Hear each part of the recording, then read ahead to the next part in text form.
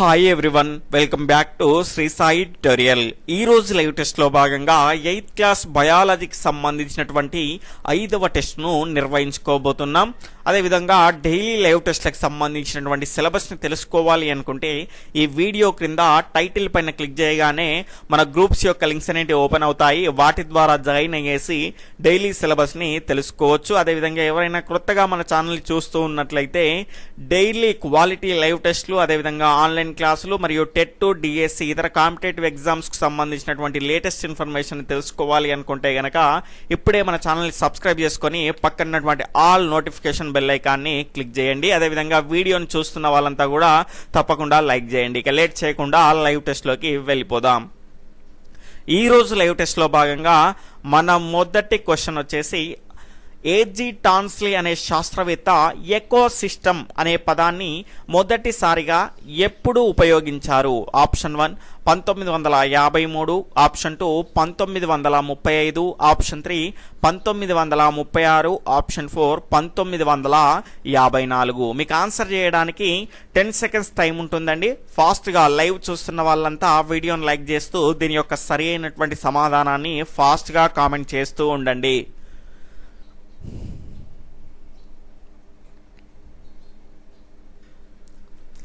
దీని యొక్క సరైనటువంటి సమాధానం ఆప్షన్ 2 1935వ సంవత్సరంలో ఏజీ టాన్స్లీ అనేటువంటి శాస్త్రవేత్త ఎకోసిస్టమ్ ఆవరణ వ్యవస్థ అనేటువంటి పదాన్ని మొదటిసారిగా ఉపయోగించడం జరిగింది. తర్వాత రెండవ క్వశ్చన్ వచ్చేసి క్రింది వాటిలో సరైనవి ఏవి? ఇక్కడ స్టేట్మెంట్ 1 ఆహారపు గొలుసులో 3 స్థాయిలు ఉంటాయి. స్టేట్మెంట్ 2 మొదటి స్థానంలో ప్రొడ్యూసర్స్ ఉంటాయి. స్టేట్మెంట్ 3 మూడవ స్థాయిలో కన్జ్యూమర్స్ ఉంటాయి. ఇక్కడ ఆప్షన్ 1 1,2 మాత్రమే, ఆప్షన్ 2 2,3 మాత్రమే, ఆప్షన్ 3 1,3 మాత్రమే, ఆప్షన్ 4 పైవన్నీ. ఫాస్ట్గా మీ యొక్క సరి అయినటువంటి సమాధానాన్ని కామెంట్ చేస్తూ ఉండండి.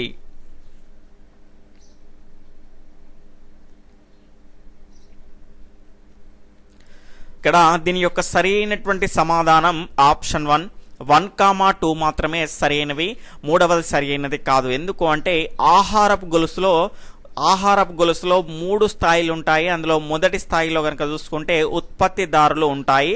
అదేవిధంగా వాటిని ఇంగ్లీష్లో మనం ప్రొడ్యూసర్స్ అంటాము. తర్వాత రెండవ స్థాయిలో కనుక చూసుకుంటే శాకాహారులు, మాంసాహారులు, వీళ్ళ ఇద్దరిని కలిపి మనం ఏమంటాము అంటే ఉభయాహారులు లేదా వినియోగదారులు అని అంటాము. ఇక్కడ చూసుకుంటే అవి ఏ రకమైనటువంటి స్థాయిలో ఉంటాయి అంటే రెండవ స్థాయిలో కన్జ్యూమర్స్ వినియోగదారులు ఉంటారు. దాని తర్వాత మనకు మూడవ స్థాయిలో కనుక చూసుకుంటే విచ్ఛిన్నకారులు డీకంపోజర్స్ ఉంటాయి, గమనించాలి. తర్వాత మూడవ క్వశ్చన్ క్రింది వాటిలో సరైనవి ఏవి? ఇక్కడ స్టేట్మెంట్ 1 భూమి పైన విస్తరించిన ఆవరణ వ్యవస్థలో మ్యాంగ్రోవ్స్ ప్రముఖమైనవి. స్టేట్మెంట్ 2 ఇవి వెనక్కు తన్నిన సముద్రపు నీటితో నిండిన లోతు తక్కువ ప్రాంతాల్లో పెరుగును. స్టేట్మెంట్ 3 నదులు సముద్రాలు కలిసే చోట ఇవి పెరుగుతాయి. ఇక్కడ ఆప్షన్ 1 1,2 మాత్రమే, ఆప్షన్ 2 2,3 మాత్రమే, ఆప్షన్ 3 1,3 మాత్రమే, ఆప్షన్ 4 పైవన్నీ. ఫాస్ట్గా మీ యొక్క సరి అయినటువంటి సమాధానాన్ని కామెంట్ చేస్తూ ఉండండి.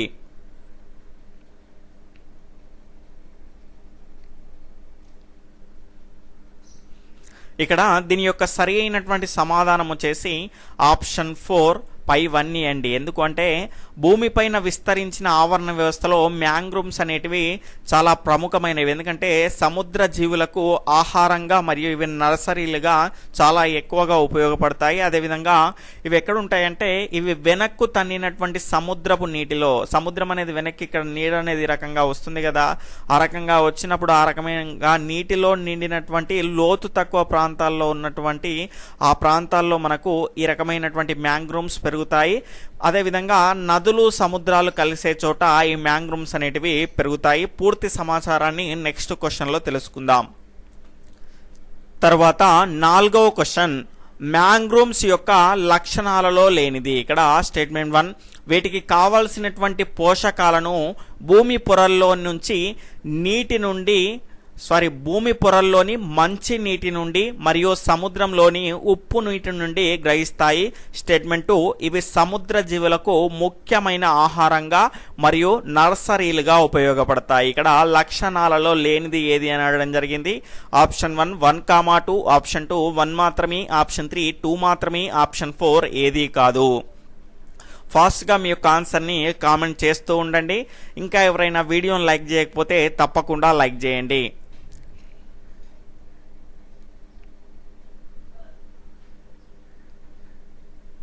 ఇక్కడ దీని యొక్క సరి అయినటువంటి సమాధానం వచ్చేసి ఆప్షన్ 4 ఏది కాదండి. ఎందుకంటే ఇవన్నీ కూడా మ్యాంగ్రూవ్స్ మడ అడవుల యొక్క లక్షణాలే. ఇక్కడ చూసుకుంటే వీటికి కావాల్సినటువంటి పోషకాలను భూమి పొరల్లోని మంచి నీటి నుండి అదేవిధంగా సముద్రంలోని ఉప్పు నీటి అలల నుండి ఇవి గ్రహిస్తాయి. అదేవిధంగా సముద్ర జీవులకు ఇవి ముఖ్య ఆహారంగా ఉపయోగపడతాయి. ఇవి ప్రముఖమైనటువంటి వాణిజ్య పంటగా కూడా మనం చెప్పుకోవచ్చు. అదేవిధంగా నర్సరీలు కూడా ఇవి ఉపయోగపడతాయి కాబట్టి ఇవి ప్రముఖమైనటువంటి వాణిజ్య పంటగా మనం చెప్పుకోవచ్చు.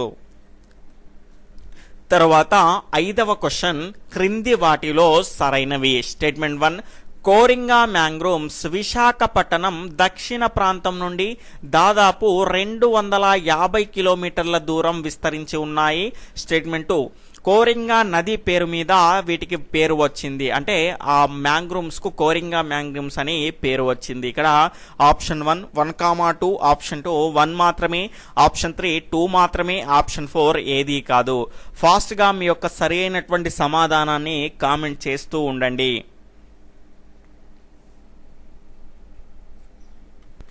దీని యొక్క సరి అయినటువంటి సమాధానం ఆప్షన్ 3 2 మాత్రమే సరైనది, మొదటిది సరైనది కాదు. ఇక్కడ కోరింగా మ్యాంగ్రూవ్స్, కోరింగా మడ అడవులు ఎక్కడుంటాయి అంటే కాకినాడ దక్షిణ సముద్ర తీరంలో విశాఖపట్నం దక్షిణ ప్రాంతం నుండి దాదాపుగా 250 కిలోమీటర్లు కాదండి 150 కిలోమీటర్ల దూరం విస్తరించి ఉన్నాయి. అదేవిధంగా కోరింగా అనేటువంటి నది పేరు మీదనే వీటికి కోరింగా మ్యాంగ్రూవ్స్ అనేటువంటి పేరు అనేది రావడం జరిగింది. 6వ క్వశ్చన్, కోరంగి మ్యాంగ్రూవ్స్ ఏ నదుల నుంచి నీటిని తీసుకుంటాయి? Option 1 Gautami, option 2 Godavari, option 3 Coringa, option 4 గాడేరు. ఇక్కడ అడిషనల్ ఆప్షన్స్ 1 1,2 మాత్రమే, 2 2,3 మాత్రమే, 3 3,4 మాత్రమే, 4 వచ్చేసి ఏది కాదు. ఫాస్ట్గా మీ యొక్క సరి అయినటువంటి సమాధానాన్ని కామెంట్ చేస్తూ ఉండండి.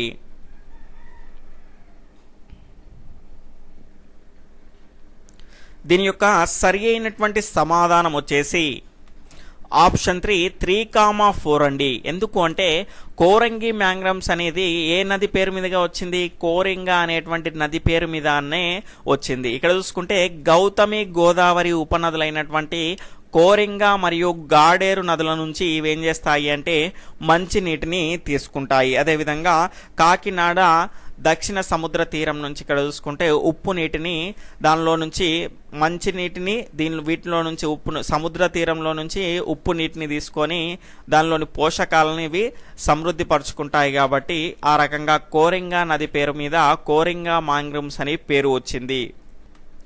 తర్వాత 7వ క్వశ్చన్, ఈ క్రింది వాటిలో ఉత్పత్తిదారులు కానివి ఏవి? ఇక్కడ option 1 spirogyra, option 2 euglena, option 3 oscillatoria, option 4 detritus. ఫాస్ట్గా మీ యొక్క సరైనటువంటి సమాధానాన్ని కామెంట్ చేస్తూ ఉండండి.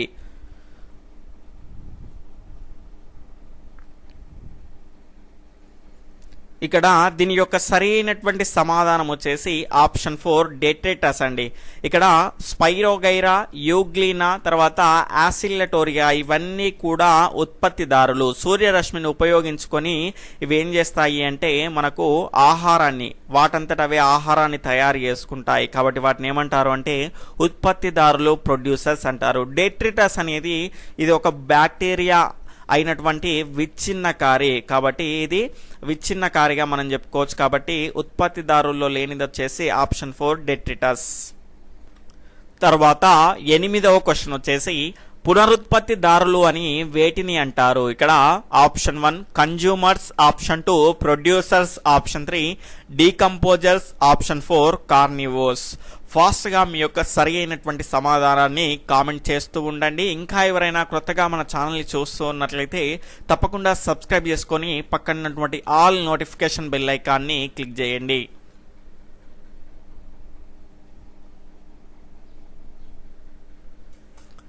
ఇక్కడ దీని యొక్క సరి అయినటువంటి సమాధానం వచ్చేసి ఆప్షన్ 3 డీకంపోజర్స్.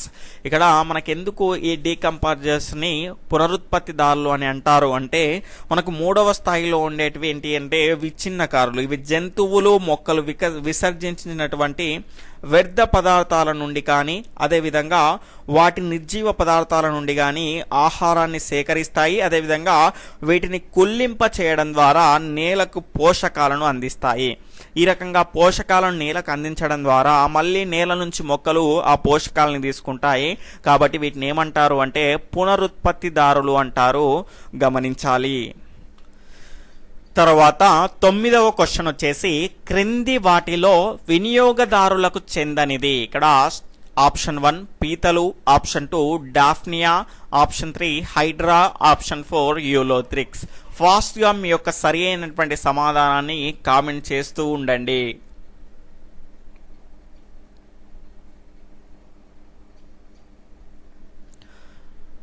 ఇక్కడ దీని యొక్క సరి అయినటువంటి సమాధానం వచ్చేసి ఆప్షన్ 4 యూలోథ్రిక్స్ అండి. ఇక్కడ పీతలు, డాఫ్నియా, తర్వాత హైడ్రా ఇవన్నీ కూడా వినియోగదారులకు చెందినవి.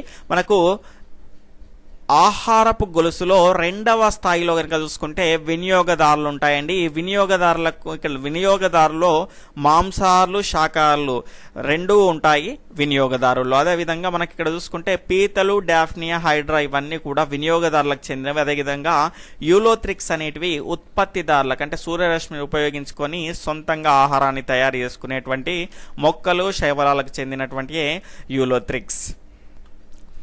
తర్వాత 10వ క్వశ్చన్ వచ్చేసి క్రింది వాటిలో సరైనవి ఏవి? ఇక్కడ స్టేట్మెంట్ 1 భూభాగంలో దాదాపు 17% మేర అడవులున్నాయి. స్టేట్మెంట్ 2 ఈ ప్రాంతంలో సగటు వర్షపాతం 23 మిల్లీమీటర్ల కన్నా తక్కువ. ఆప్షన్ 1 1,2, ఆప్షన్ 2 1 మాత్రమే, ఆప్షన్ 3 2 మాత్రమే, ఆప్షన్ 4 ఏది కాదు.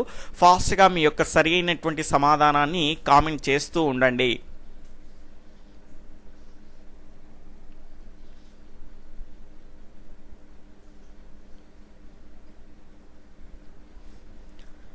ఇక్కడ దీని యొక్క సరి అయినటువంటి సమాధానం వచ్చేసి ఆప్షన్ 4 ఏది కాదు అండి. ఎందుకు అంటే మనకి ఇక్కడ జాగ్రత్తగా గమనిస్తే గనక భూభాగంలో దాదాపుగా 17% ఉన్నవి ఏంటి అంటే అడవులు కాదండి, ఎడారులు ఉన్నాయి. ఈ ఎడారి ప్రాంతంలో సగటు వర్షపాతం ఎంత ఉంటుంది అంటే 23 మిల్లీమీటర్ల కన్నా తక్కువగా ఉంటుంది. అంటే మనకి ఇక్కడ చూసుకుంటే ఇది స్టేట్మెంట్ రాంగ్ అయింది కాబట్టి ఈ స్టేట్మెంట్ కూడా రాంగ్ అవుతుంది, గమనించాలి. తర్వాత 11వ క్వశ్చన్ వచ్చేసి ఎడారుల్లో కనిపించే కాక్టస్ అనేది దేనికి చెందినది? ఇక్కడ స్టేట్మెంట్ 1 ఉత్పత్తిదారులు, స్టేట్మెంట్ 2 వినియోగదారులు, స్టేట్మెంట్ 3 విచ్ఛిన్నకారులు, స్టేట్మెంట్ 4 వచ్చేసి నిర్జీవ అంశాలు. ఇక్కడ దీని యొక్క సరైనటువంటి సమాధానాన్ని ఫాస్ట్గా కామెంట్ చేస్తూ ఉండండి.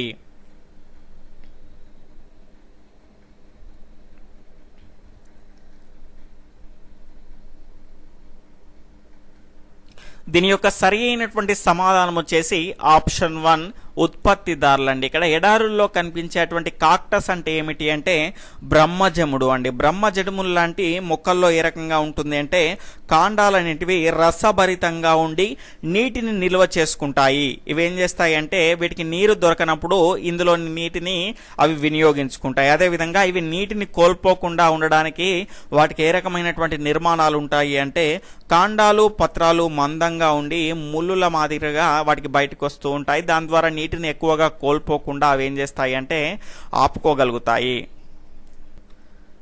తరువాత 12వ క్వశ్చన్ వచ్చేసి ఈ క్రింది వాటిలో సరికానిది ఏది? ఇక్కడ మనకి జాగ్రత్తగా గమనిస్తే స్టేట్మెంట్ 1 సౌరశక్తిలో దాదాపు 57% వాతావరణంలో శోషించబడుతుంది.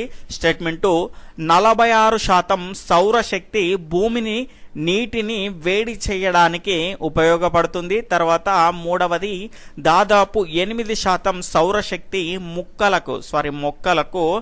మొక్కలకు చేరును. తర్వాత స్టేట్మెంట్ 4 వచ్చేసి 80 నుంచి 85% సౌరశక్తిని మొక్కలు శోషిస్తాయి. ఇక్కడ సరి కానిది ఏది అని అనడం జరిగింది. ఫాస్ట్గా మీ యొక్క సరి అయినటువంటి సమాధానాన్ని కామెంట్ చేస్తూ ఉండండి.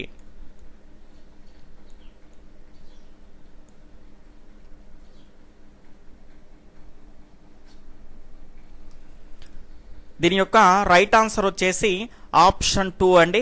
46% కాదండి, 36% మాత్రమే సౌరశక్తి భూమిని తర్వాత నీటిని వేడి చేసి నీటిని ఆవిరి చేయడానికి ఉపయోగపడుతుంది. ఇక్కడ సౌరశక్తిలో దాదాపు 57% వాతావరణంలో శోషించబడుతుంది. ఆ సౌరశక్తి కేవలం మనకు 57% వాతావరణంలో శోషించబడుతుంది. ఆ రకంగా శోషించడం ద్వారా వచ్చినటువంటి శక్తిలో 46% కాదండి, 36% సౌరశక్తి మనకు భూమిని తర్వాత నీటిని వేడి చేయడానికి ఉపయోగపడుతుంది. అందులో మనకి ఇక్కడ చూసుకుంటే కేవలం 8% మాత్రమే సౌరశక్తి మొక్కలకు చేరుతుంది. తర్వాత ఆ చేరినటువంటి ఈ 8%లోనే ఈ 8%లో 100% కాకుండా 80 నుంచి 85% సౌరశక్తిని మొక్కలు శోషిస్తాయంటే వినియోగించుకుంటాయి. తర్వాత అందులో కేవలం 50% సౌరశక్తిని సూర్యరశ్మిని ఉపయోగించుకొని మాత్రమే ఇవి కిరణజన్య సంయోజక క్రియ జరుపుతాయి, గమనించాలి. అంటే ఇక్కడ మనకు ఇవి పొందినటువంటి 8%లో మనకు కేవలం 80 నుంచి 85% సౌరశక్తిని మొక్కలు శోషిస్తాయి. ఆ రకంగా శోషించిన దానిలో కూడా కేవలం 50% మాత్రమే కిరణజన్య సంయోజక క్రియకు ఉపయోగపడుతుంది. తర్వాత 13వ క్వశ్చన్ వచ్చేసి క్రింది వాటిలో సరికానిది. ఇక్కడ ఆప్షన్ 1 ఒరైజా సటైవా ఆసియా ఖండం. Statement 2 ఒరైజా గ్లబెర్రిమా America. Option 3 ఒరైజా గ్లుమపాటిలా Africa. Option 1 1,2. Option 2 2,3. Option 3 మాత్రమే. ఆప్షన్ 4 ఏది కాదు. ఇవాళ కొంత అనీజీగా ఉందండి. ఒకవేళ రేపు కొంచెం ఏదైనా ఇబ్బంది అనిపిస్తే కనుక రేపు లైవ్ టెస్ట్ అనేది ఉండదు. ఎల్లుండి మీకు పూర్తిగా కంప్లీట్ అయిపోతుంది 8th క్లాస్ బయాలజీ అనేది. ఆ రకంగా కండక్ట్ చేస్తాను, గమనించాలి. ఇక్కడ చూసుకుంటే సరి కానిది ఏది అనడం జరిగింది. ఇక్కడ ఆప్షన్ 1 1,2 మాత్రమే. ఆప్షన్ 2 2,3 మాత్రమే. ఆప్షన్ 3 మాత్రమే. ఆప్షన్ 4 ఏది కాదు. ఫాస్ట్గా మీ యొక్క సరైనటువంటి సమాధానాన్ని కామెంట్ చేస్తూ ఉండండి.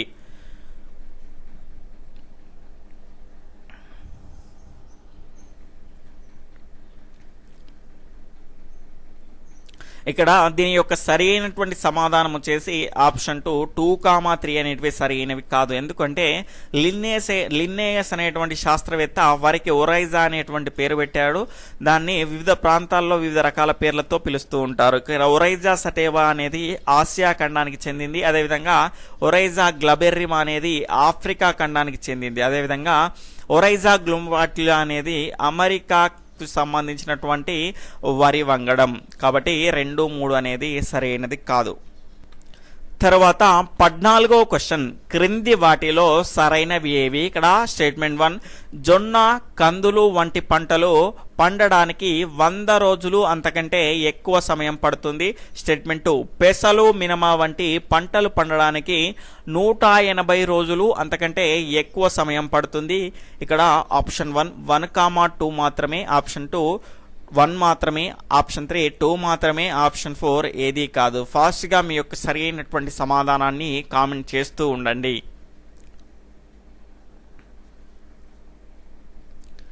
ఇక్కడ దీని యొక్క సరి అయినటువంటి సమాధానం వచ్చేసి ఆప్షన్ 4 ఏది ఇక్కడ సరి అయినవి అని అనడం జరిగింది కాబట్టి ఆప్షన్ 4 ఏది కాదండి. ఎందుకంటే ఇవి 2 కూడా సరి అయినవి కాదు. ఎందుకు అంటే జొన్న కందులు వంటి పంటలు పండడానికి 180 రోజులు అంతకంటే ఎక్కువగా పడుతుంది కాబట్టి వాటిని ఏమంటారు అంటే దీర్ఘకాల పంటలు అంటారు. తర్వాత పెసలు మినమ వంటి పంటలు పండడానికి 100 లేదా అంతకంటే ఎక్కువ రోజులు పడుతుంది కాబట్టి వీటిని ఏమంటారంటే స్వల్పకాల పంటలు అని అంటారు, గమనించాలి.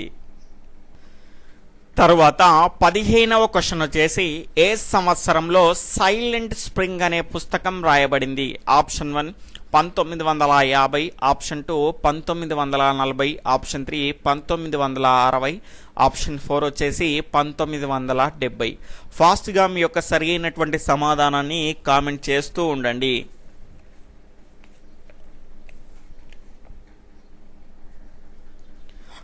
ఇక్కడ దీని యొక్క సరి అయినటువంటి సమాధానం వచ్చేసి ఆప్షన్ 3 1960లో మనకి ఇక్కడ రేచల్ కార్సన్ అనేటువంటి రచయిత్రి కీటక నాశనల వల్ల కలిగేటువంటి దుష్ఫలితాలపై సైలెంట్ స్ప్రింగ్ అనేటువంటి పుస్తకాన్ని రాసింది. ఇది ఆ కీటక నాశనలను మన పెస్టిసైడ్స్ని మనం ఉపయోగించడం ద్వారా ఏమవుతుంది అంటే వాటిని చేపల్ని పక్షులు తినడం, దాని తర్వాత వాటి ద్వారా ఈ రకమైనటువంటి కీటక నాశనలు అనేవి వాటిలో చేరేసి గుడ్డు యొక్క పెంకు అనేది ఏమవుతుంది అంటే పల్చబడుతుంది. ఆ రకంగా పల్చబడడం ద్వారా ఏమవుతుంది అంటే అది పొదగడం అనేది పూర్తి కాకముందే ఆ గుడ్డు అనేది పగిలిపోతుంది. కాబట్టి ఆ రకమైనటువంటి నష్టాలు అనేటివి చాలా ఉన్నాయని ఈ సైలెంట్ స్ప్రింగ్ అనేటువంటి బుక్ ద్వారా ఆమె తెలియజేసింది. తర్వాత 16వ క్వశ్చన్ వచ్చేసి DDT యొక్క పూర్తి అబ్రివేషన్ ఏమిటి? Option 1 dichloro diphenyl tetrachloromethane, statement 2 dichloro diphenyl trichloroethane, statement 3 dichloro diphenyl tetrachloroethane, statement 4 dichloro diphenyl trichloromethane. ఫాస్ట్గా మీ యొక్క సరి అయినటువంటి సమాధానాన్ని కామెంట్ చేస్తూ ఉండండి. ఇంకా ఎవరైనా వీడియోని లైక్ చేయకపోతే తప్పకుండా లైక్ చేయండి. ఎవరైనా కొత్తగా చూస్తూ ఉన్నట్లయితే సబ్స్క్రైబ్ చేసుకొని పక్కనటువంటి ఆల్ నోటిఫికేషన్ బెల్ ఐకాన్ని క్లిక్ చేయండి.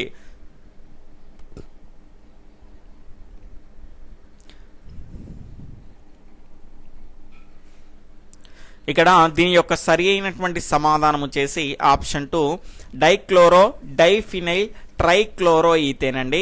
DDT యొక్క పూర్తి అబ్రివేషన్ ఏంటి అంటే డైక్లోరో డైఫినైల్ ట్రైక్లోరోఈథేన్.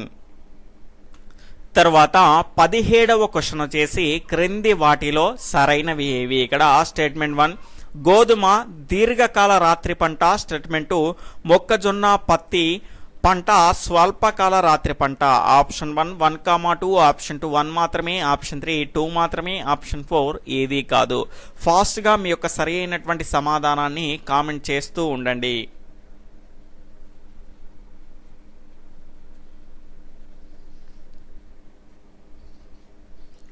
ఇక్కడ దీని యొక్క సరి అయినటువంటి సమాధానం వచ్చేసి ఆప్షన్ 4 ఏది కాదు అండి.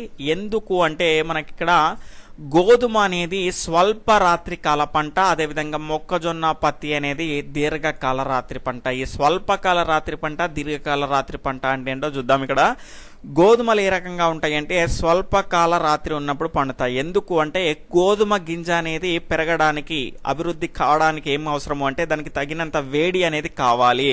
కాబట్టి దానికి రాత్రికాల సమయం అనేది ఎలా ఉండాలి? తక్కువగా ఉండాలి. అంటే కొన్ని మొక్కలు అనేటివి ఏ రకంగా ఉంటాయంటే రాత్రికాల సమయం అనేది 12:30 గంటల కంటే ఎక్కువగా ఉన్నప్పుడు పుష్పిస్తాయి, కొన్ని ఏమో 12:30 గంటల కంటే తక్కువగా ఉన్నప్పుడు పుష్పిస్తాయి. మనకి ఇక్కడ చూసుకుంటే రాత్రికాల సమయం అనేది మనకు తక్కువగా ఉండాలి. రాత్రికాల సమయం తక్కువగా ఉన్నప్పుడు ఏం మనకు పంటలు పండుతాయి అంటే గోధుమ లాంటి పంటలు పండుతాయి. ఎందుకంటే దానికి వేడి అనేది ఎక్కువగా అవసరం కాబట్టి. రాత్రికాల సమయం అనేది తక్కువగా ఉన్నప్పుడు మనకి ఏం పండుతాయి, ఎక్కువగా ఉన్నప్పుడు ఏం పండుతాయి అంటే మొక్కజొన్న మరియు పత్తి లాంటి పంటలు అనేటివి పండుతాయి, గమనించాలి. తర్వాత 18వ క్వశ్చన్ వచ్చేసి క్రింది వాటిలో సరైనవి. ఇక్కడ స్టేట్మెంట్ 1 మిసోలిథిక్ యుగము, స్టేట్మెంట్ 2 ఇక్కడ కొంచెం క్వశ్చన్ అనేది మిస్ అయిందండి. మనకి ఇక్కడ వరి పంట ఆనవాళ్ళు అనేటివి, ఇక్కడ క్వశ్చన్ మాన్యువల్గా చెప్తున్నాను, వరి పంట ఆనవాళ్ళు అనేటివి ఏ కాలాల్లో చూడొచ్చు? వరి పంట యొక్క ఆనవాళ్ళు అనేటివి ఏ కాలాల్లో చూడొచ్చు? ఆప్షన్ 1 మిసోలిథిక్ యుగం, స్టేట్మెంట్ 2 హరప్పా నాగరికత, ఇక్కడ ఆప్షన్ 3 వచ్చేసి ప్రికేంబ్రియన్ యుగం, ఆప్షన్ 4 వచ్చేసి 1 and 2. ఫాస్ట్గా మీ యొక్క సరి అయినటువంటి సమాధానాన్ని కామెంట్ చేస్తూ ఉండండి. వరి యొక్క ఆనవాళ్ళు పూర్వం ఏ కాలాల్లో చూడొచ్చు?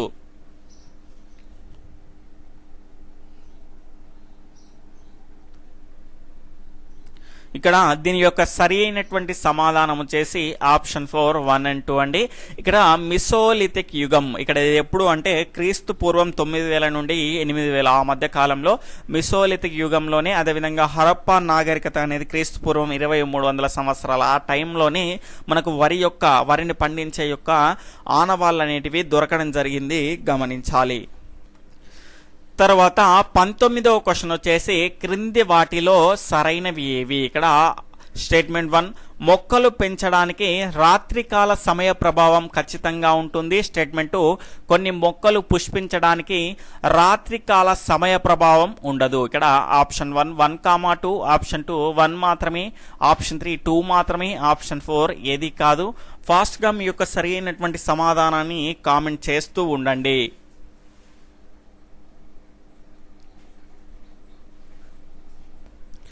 దీని యొక్క సరైనటువంటి సమాధానం వచ్చేసి ఆప్షన్ 3 2 మాత్రమే అండి.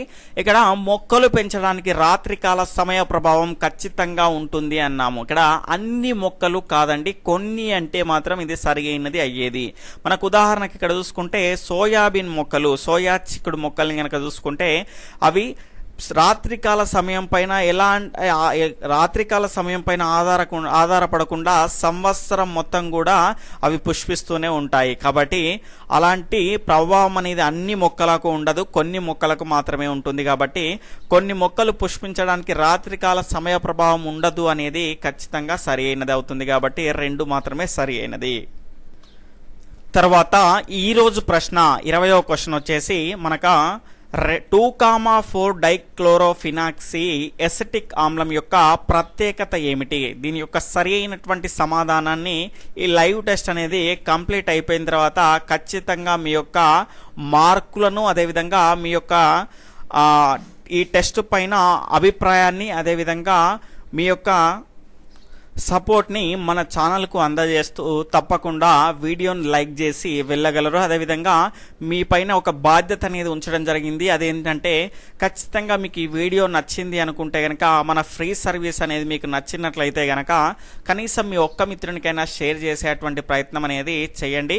కొంత ఇవాళ అనీజీగా ఉందండి, రేపు చెప్పలేను, వీలైతే మ్యాక్సిమం మీకు టెస్ట్ అనేది కండక్ట్ చేస్తాను. కానీ లేకపోతే మాత్రం మీకు మళ్ళీ ఎల్లుండి మీకు టెస్ట్ అనేది ఉంటుంది, గమనించాలి. దానికి సంబంధించినటువంటి సిలబస్ని కనుక చూసుకుంటే 8వ తరగతి బయాలజీకి సంబంధించినటువంటి జంతువుల నుండి ఆహారోత్పత్తి, అదేవిధంగా 11వ లెసన్ పీల్చలేము మరియు తాగలేము, అదేవిధంగా 12వ లెసన్ వచ్చేసి మనకు అనారోగ్యం ఎందుకు కలుగుతుంది. ఈ రకంగా మనకు రేపటి సిలబస్గా మీరు చదువుకోండి. ఒకవేళ వీలైతే రేపు టెస్ట్ అనేది కండక్ట్ చేస్తాను, లేకుంటే ఎల్లుండి మాత్రం ఖచ్చితంగా మీకు టెస్ట్ అనేది అందిస్తాను. ఓకే ఫ్రెండ్స్, ఈ లైవ్ టెస్ట్ అనేది మీకు నచ్చినట్లయితే తప్పకుండా లైక్ చేయండి, కనీసం మీ ఒక్క మిత్రునికైనా షేర్ చేయండి, మీ విలువైనటువంటి అభిప్రాయాన్ని కామెంట్ రూపంలో తెలియజేయండి. Okay friends, bye, take care, Jai Hind.